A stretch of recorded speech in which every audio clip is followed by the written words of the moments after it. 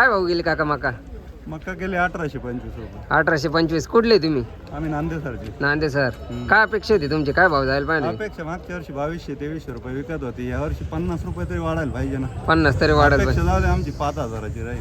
2300 रुपये जायला पाहिजे किंवा 2200 तरी जायला पाहिजे तर काहीतरी परवडलं. हा, त्यातली त्यात या वर्षी दुष्काळ होता. दुष्काळ पाऊस लागेल म्हणजे भाव जास्त पाहिजे की कमी व्हायला पाहिजे? कमी झाला. जास्ती पाहिजे बरोबर नव्हता, ना. नुकसान झाली तर भाव वाढायला पाहिजे नव्हता, तर कमी झाला. बरोबर.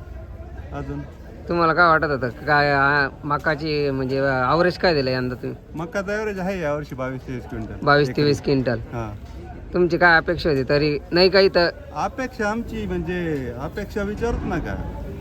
कमीत कमी जो माल असतो ना त्याची भाव वाढते असतात. वाढते आताची असते. गोणी 2000 होती, 2100 झाली आता. मग मक्का पण 2200ची, 2250 जायला पाहिजे ना. बरोबर. अपेक्षा 5000 ठेवाल शेतकरी, ती चुकीची आहे. खर्च 50 किती रुपये झाला वाढून एकरी? पाहिजे ना. एकरी 30,000 रुपये खर्च येतो. आणि आता काय होते? आता याची काय होईल ते होईल. त्याचं काय, आता ही 2 एकराची मका आहे. 2 एकराची. हा,